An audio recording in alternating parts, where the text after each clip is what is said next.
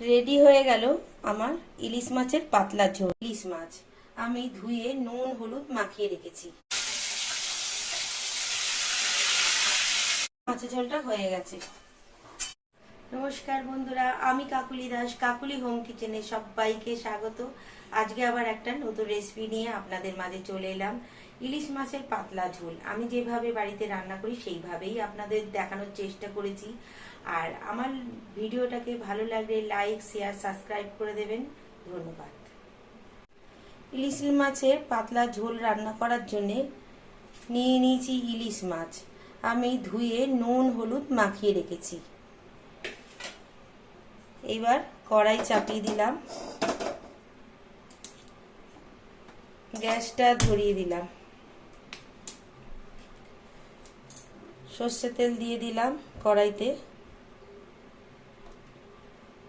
তেলটা গরম হোক। তেলটা গরম হয়ে গেছে, এবার মাছগুলো আমি হালকা করে ভেজে নেব।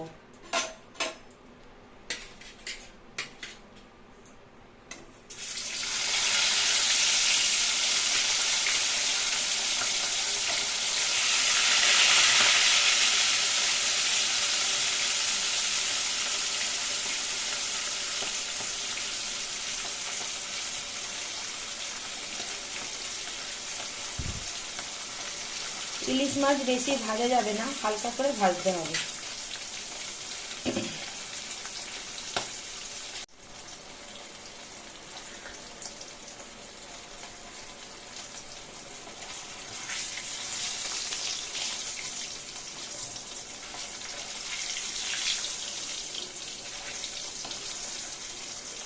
মাছগুলো আমার হালকা করে ভাজা হয়ে গেছে, এবার তুলে নেব।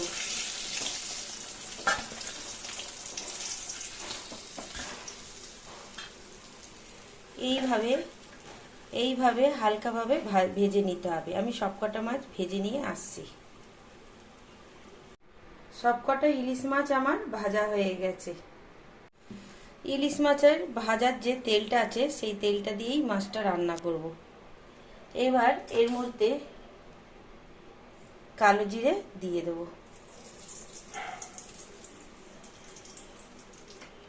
তেলটা গরম হয়ে গেছে, এবার আস্তে আস্তে আমি এই পেস্টটার মধ্যে আমি লঙ্কা আর জিরে দিয়ে বেটে নিয়েছি।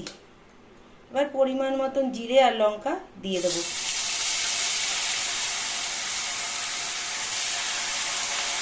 গ্যাসটা কমিয়ে দেবো।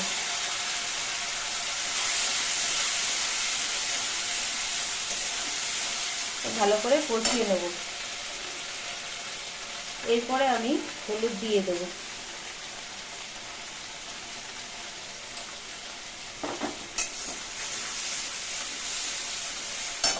পরিমাণ মতন আমি নুন দিয়ে দেবো।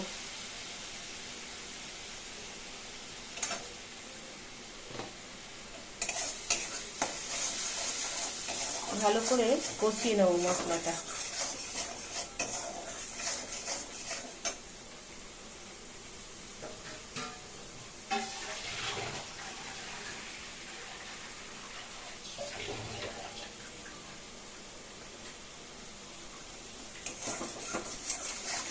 মশলাটা কষানো হয়ে গেছে, চারিদিক দিয়ে মশলার গা বেয়ে তেল ঝরছে।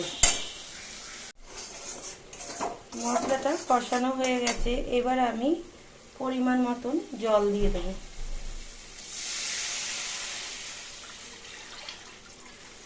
একটু বেশি করেই জল দিতে হবে যেহেতু পাতলা ঝোল।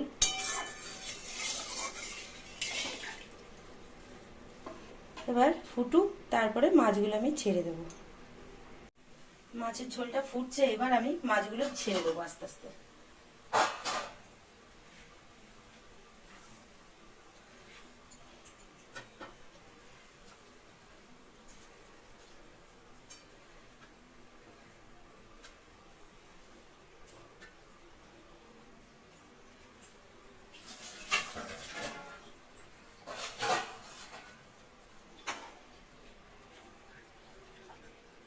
ইলিশ মাছটা দিয়েছি, আর একটু ফুটবে।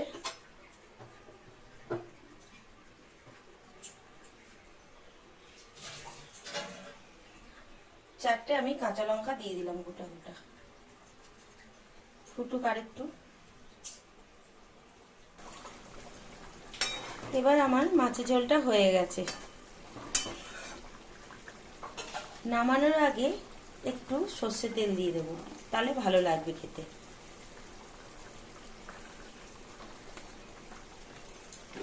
এবার গ্যাসটা বন্ধ করে দিলাম, নামিয়ে নিয়ে আসছি।